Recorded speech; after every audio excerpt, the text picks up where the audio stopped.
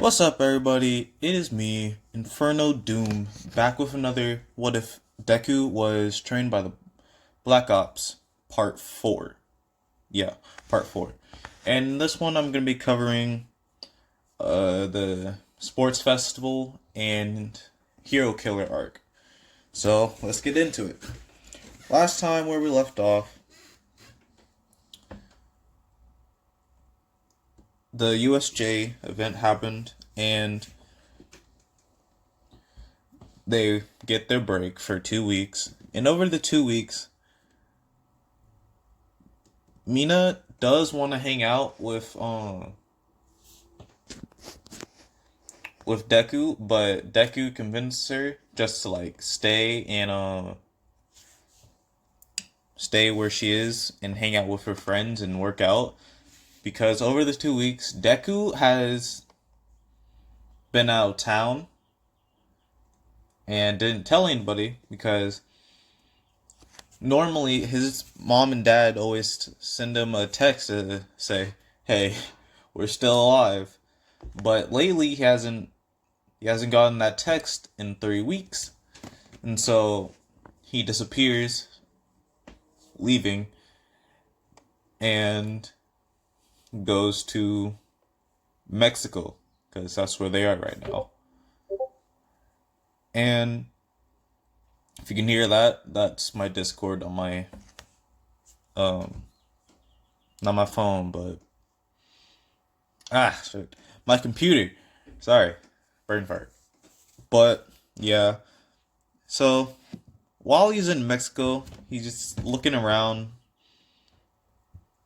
looking for his parents, and he sees, mm, I'm gonna say he sees Kendo, the a student from class 1B. And he knows everyone in the school, and he's just like, what is she doing here? But what he doesn't know is her parents also went missing. Yeah, her parents also went missing, and all trails lead back to Mexico. And if you can see where I'm going with this, good job. But if you think about to have these two make out and do that, no. Deku's not getting a harem in my series. At least not right now. I don't feel like doing all that and put myself through all that, because reasons in my life. So yeah. But yeah. So Kendo and Deku team up to find their parents, and they find out that their parents are both, well, Black Ops. So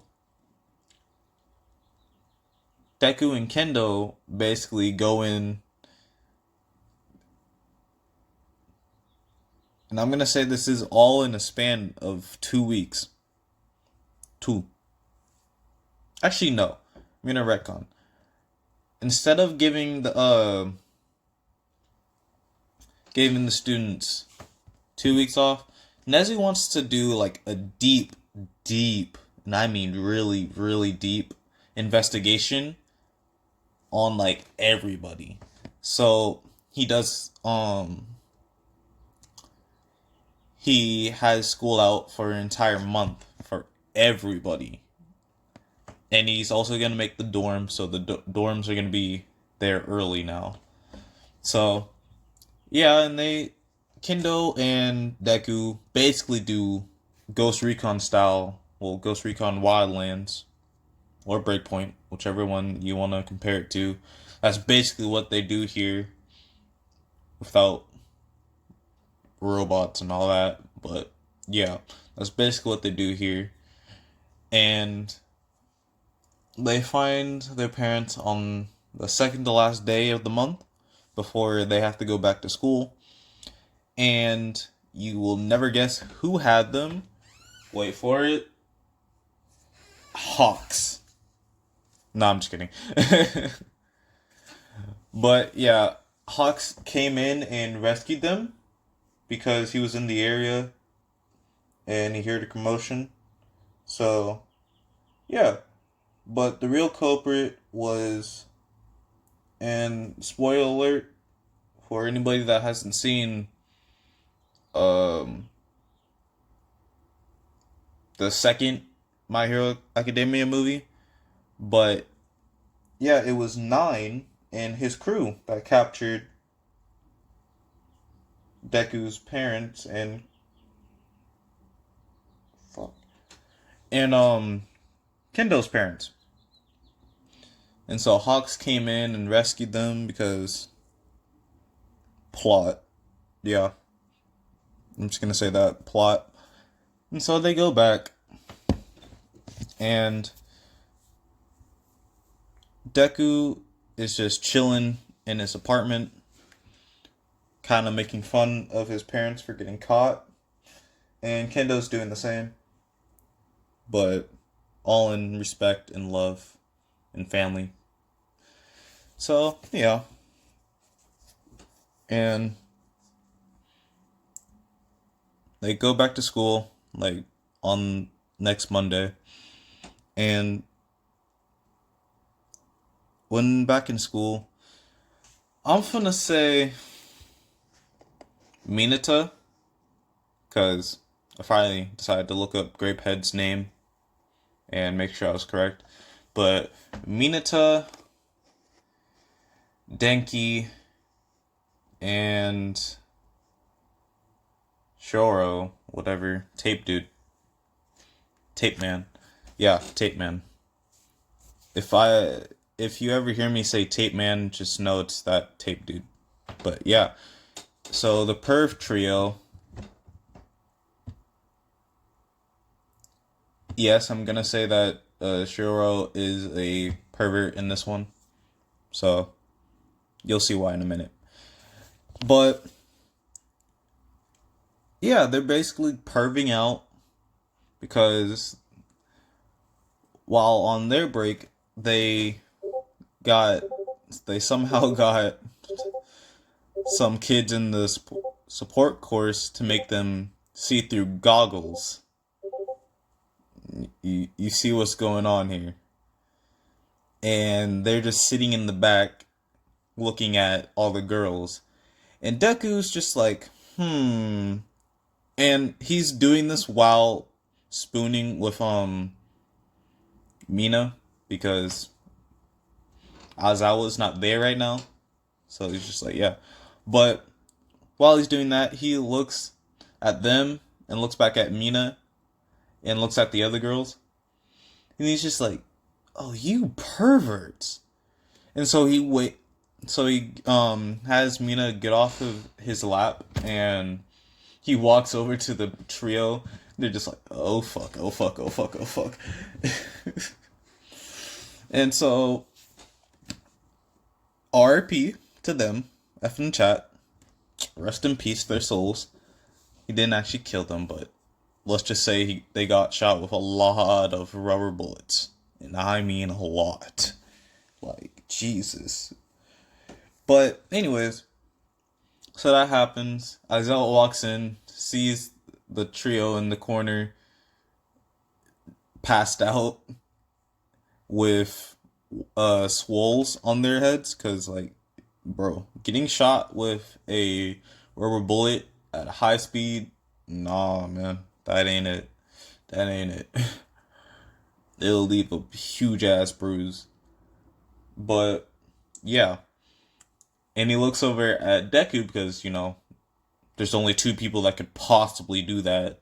It's Deku and Momo, and Momo's not really the type to be doing all of that. So he looks at Deku, just like, why did you do that? And he throws him the goggles and just like, try them on, and you'll see why. And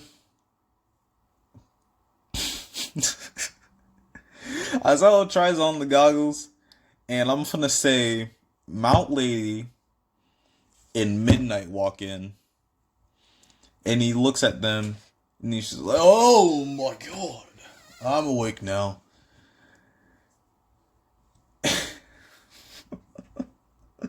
I need to kill myself. All right, but anyways, so that little funny interaction happens, and then he announces, "Yo, congrats, I'm doing sports festival." And I was like, "Awesome." And so the reason why Midnight even came into the classroom anyways was because naming time. I don't know if I'm doing this early or too late, but I'm doing it now. So I'm trying to get everything crunched in because I have big plans. Really big plans. But anyways, so Deku, it is his turn to make his hero name, even though he's not, doesn't really want to be a hero. He's only there to protect Mina. But yeah, so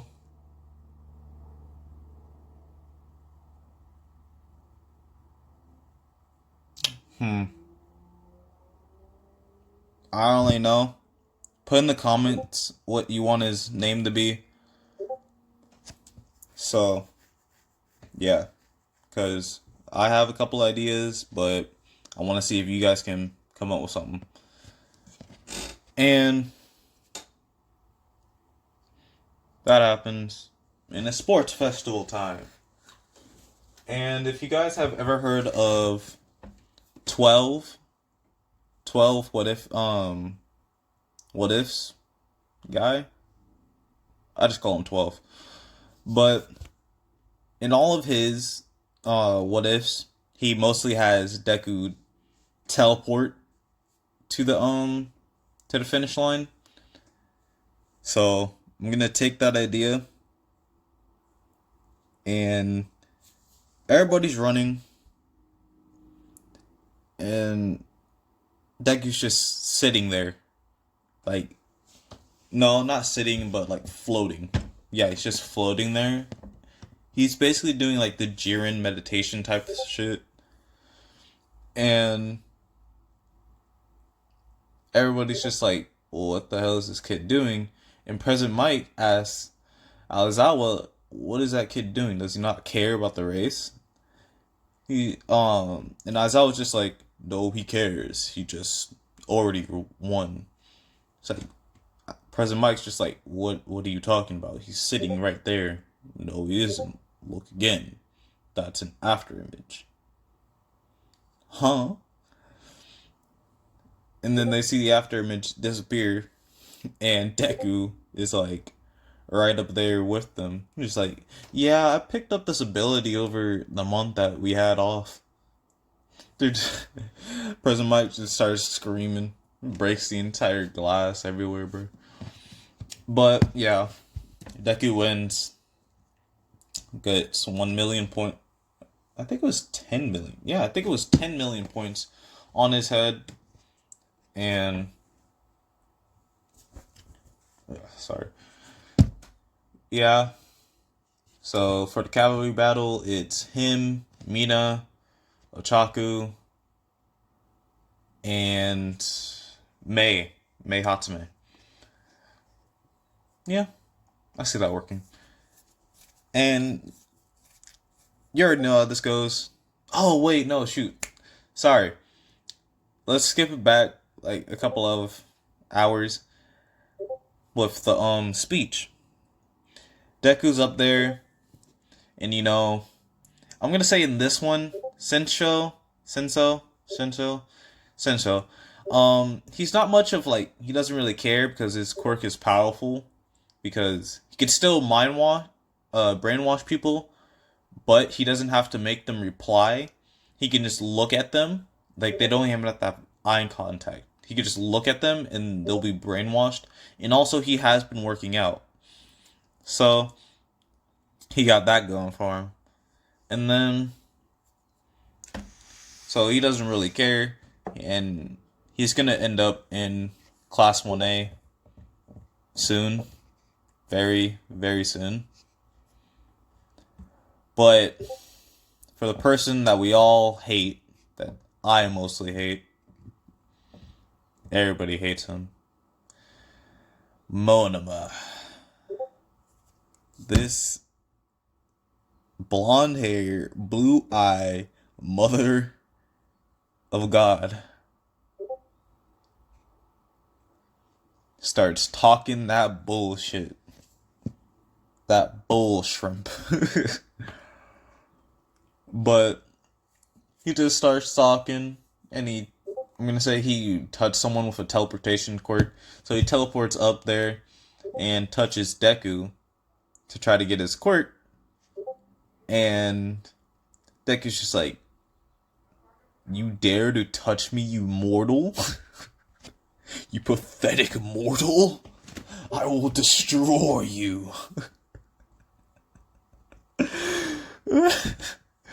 But so what happens is Deku just straight as up electrocutes this dude and does what he did to Kirigiri. Oh yeah, and with Kirigiri, Kirigiri is still locked up in a speed bubble. Like he's not even in that prison that All For One goes to. Like this man's just in a different dimension. Like he's in Deku's shadow dimension. Because when he teleports, he goes through his own shadow dimension to the next area. But, yeah. And so, he's just like, what the f is this? Anyways, off from that, before I start actually roasting Monoma, because I was about to get to that point. But, back to the present. Deku wins the cavalry battle. There's just no point in saying that. For the fights, it goes up to canon until Deku fights Todoroki. Todoroki actually uses his fire side from the beginning. Endeavor being like, "Yes, Shoto," blah blah blah blah blah, being a total dickhead. Like honestly, worst father of the year right there. I don't know why they redeemed him in the anime, but whatever. But Deku just says, "Hang on, Midnight, don't disqualify me. Still in the ring." Makes a shadow clone. But yeah, he makes a shadow clone, and he's just like, "Yo, Endeavor, shut up. We're trying to fight here."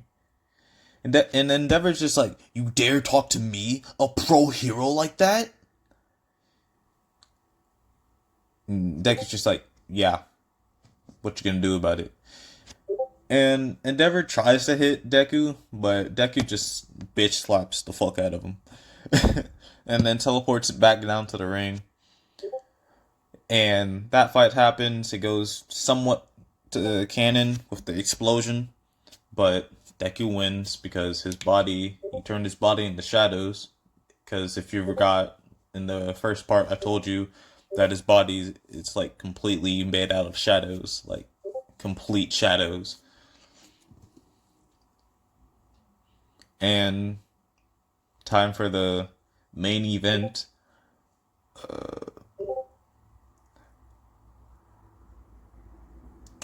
Bakugo versus Deku. And I don't know. I don't remember in the first part if I gave Deku a one for all, but if I did, I'm gonna say in this universe there can be two successors just in case.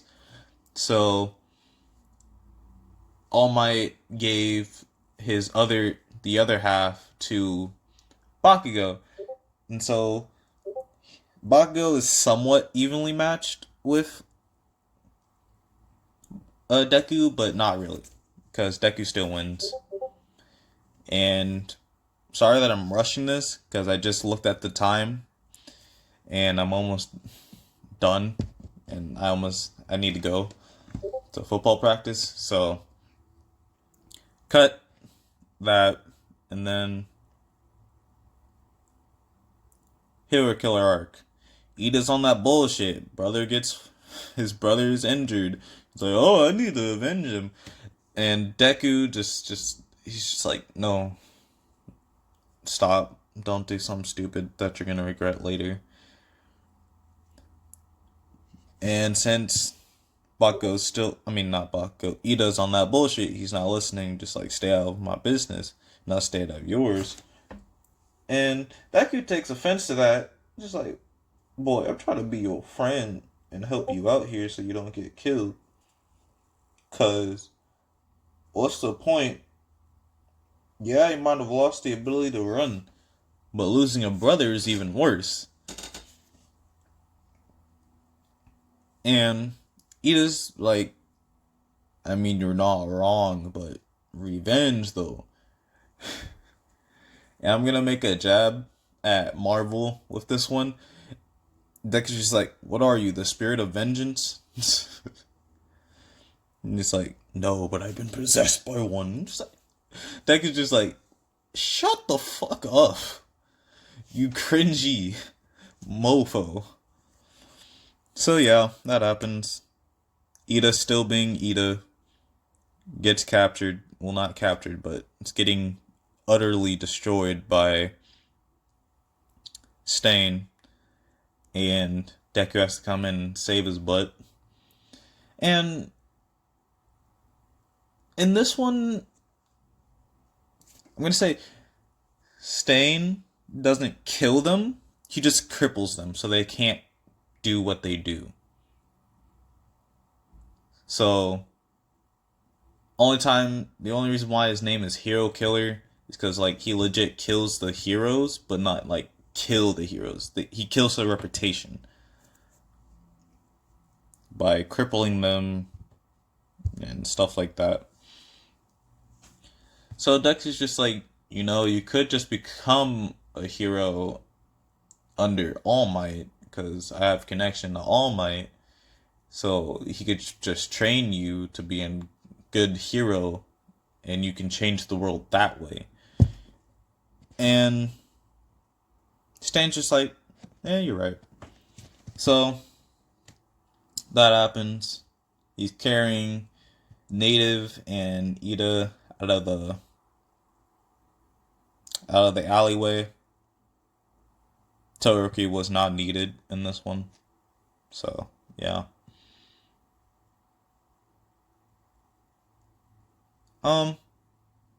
Also, quick, retcon. I'm gonna make, Aizawa a girl in this series. I don't know why, I just want to.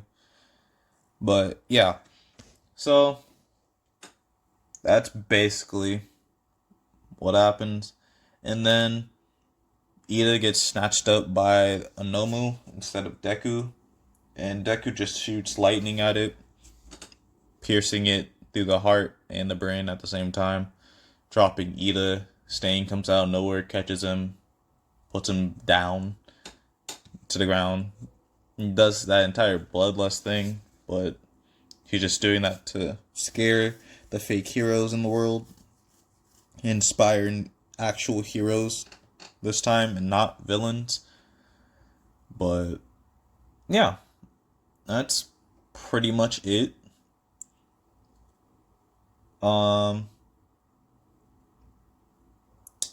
Also, that's the end of this episode, but I have a little bit more time, so I'm gonna be